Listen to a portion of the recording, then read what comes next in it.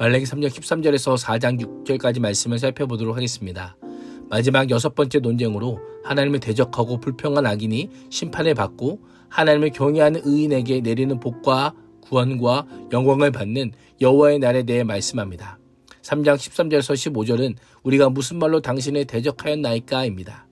여호와께서는 너희가 완악한 말로 나를 대적하고서 우리가 무슨 말로 당신을 대적했느냐며 대응한 것을 문제 삼으십니다. 완악한 말이라고 하는 표현은 출애굽기에서 하나님께서 애굽을 10가지 재앙으로 심판하실 때 애굽 왕 바로가 여호와를 끝까지 대적하는 완고한 태도를 가지는 모습을 묘사한 단어로 선민 유다가 자신들의 완악한 생각을 고집하며 하나님을 대적하는 삶을 살았던 것을 지적합니다. 그들을 완고할 뿐 아니라 자신들이 그런 말 한 적이 없다고 우기며 뻔뻔하게 나오고 있습니다. 하나님께서는 이스라엘이 구체적으로 어떻게 하나님을 대적하는 말을 내뱉었는지를 친히 알려주십니다. 당시 이스라엘 백성들 사이에서 하나님을 섬겨도 아무 유익이 없다는 사상이 팽배해 있었습니다. 하나님을 섬기고 그의 명령을 지키는 것이 헛되니 만군의 여호와 앞에서 애통하는 것은 무슨 유익이냐라고 반문했던 것을 지적합니다. 마치 법정에서 범죄 사실을 공표하고 기소하는 검사처럼 하나님께서는 백성들이 한 말들을 일일이 열거합니다. 그들이 하나님을 섬기는 일이 쓸모없다는 데 불평하는 것을 넘어 슬퍼하는 행위로 여호와께로부터 어떤 실질적인 유익과 이득을 찾고자 했습니다. 악한 자들은 더욱 번창하고 자신들을 회개하고 겸손히 행동함에도 아무 유익이 없다는 말로 선동합니다. 악을 저지를 뿐 아니라 심판까지도 부정하며 회개와 개선의 여지를 전혀 보이지 않습니다. 우리가 사는 세상이 그렇게 보이지 않습니까? 여전히 이 땅에서도 선과 악이 공존합니다. 선을 행하는 자가 복을 받는 뚜렷한 결과가 보이지 않을 때면 이들처럼 정의의 하나님이 어디 계시냐라고 물은 적이 있을 수 있습니다. 그때 가장 필요한 것이 믿음입니다.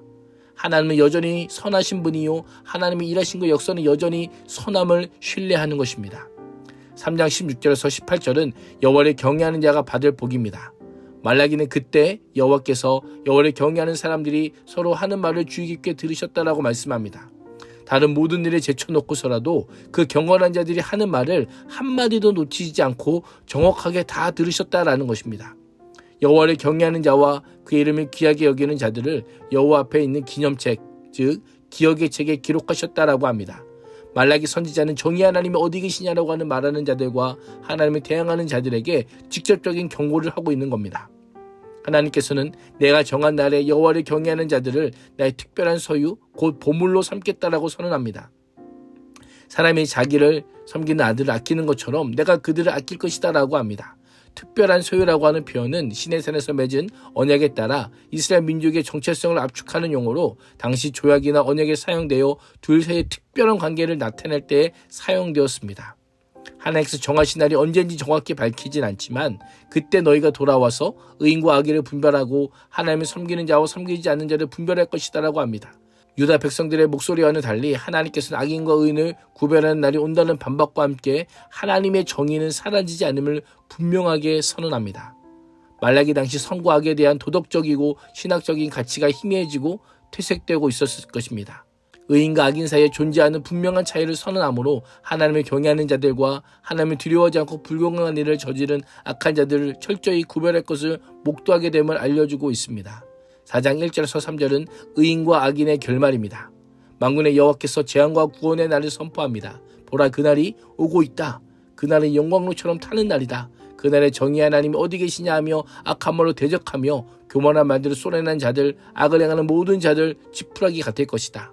그날이 오면 불이 그들을 태우고 그 뿌리와 가지를 남기지 않을 것이다 라고 합니다.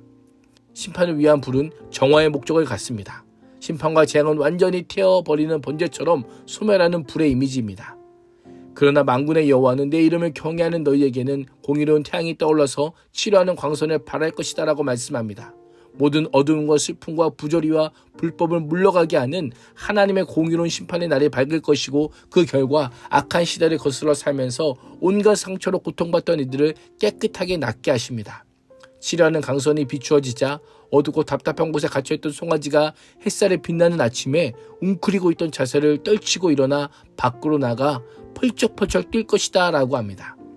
여호와를 경외하는 자들에게 오는 그날은 자유의 기쁨을 만끽하는 날입니다. 말라기 선지자는 이러한 표현을 통해 하나님의 복과 은혜가 얼마나 감격스러운 것인지 얼마나 복된 것인지를 역동적으로 드러내고 있습니다. 비아냥거리던 입을 다물게 하시고 뛰노는 의인의 발바닥에 재처럼 밟히게 하심으로 예상보다 크고 놀라운 정의와 사랑의 하나님 나라를 실현하실 것입니다. 3절에 밟는 행위와 발바닥의 밑에 제라도 간 표현은 정복한 왕이 대적의 가슴에 발을 올리는 승리한 왕의 이미지를 상상하게 합니다. 심판의 권한은 의인에게 주어지는 것이 아니라 역사의 절대 주권자이신 하나님의 손에 달려있음을 다시금 강조하고 있습니다. 4장 4절에서 6절은 모세와 엘리야 그리고 여호와의 날입니다. 말렉의 마지막 부분은 두 개의 결론으로 마무리됩니다. 하나는 모세에게 명령한 법, 곧 율례와 법도를 기억하라는 명령이요, 다른 하나는 미래를 위한 이상적 인물로 엘리야의 도래입니다. 여호와의 크고 두려운 날이 임하기 전에 은혜로 구원을 주시고 언약을 맺었던 순간들을 기억하면서 율법이 명령한 공의와 인애를 실천할 것을 명령합니다. 그래야 선지자 엘리야를 보내실 때 듣고 깨닫고 마음이 돌아서서 회개에 이를 수 있기 때문입니다. 그렇지 않고 여전히 망각과 오만 속에 머물러 있다면 보아도 깨닫지 못하는 완악한 어두움으로 인해 심판 아래 놓이게 될 것입니다. 엘리야가 오리라는 예언은 세례 요한을 통해 성취되었지만 그때 이런 일이 일어났습니다. 그리스도의 오심으로 크고 두려운 여호와의 날이 시작이 되었습니다. 지금 우리가 할 일은 언약의 말씀을 기억하며 얼마 남지 않은 기회를 반드시 붙들어 날마다 언약을 준수하며 여호와께 돌아가는 것입니다. 심판의 날은 반드시 옵니다. 그날은 구원의 날이요 정결과 멸망의 날이 될 것입니다. 오늘 하루도 심판과 구원의 날이 반드시 옴을 기억하며 하나님을 경외하는 자로 살아갈 수 있기를 주님의 이름으로 축복합니다. 기도하겠습니다. 하나님, 눈에 보이는 현실이 아니라 하나님께서 주신 말씀을 끝까지 붙들고 살아가는 그리스도인 되게 하여 주옵소서. 예수님의 이름으로 기도합니다. 아멘.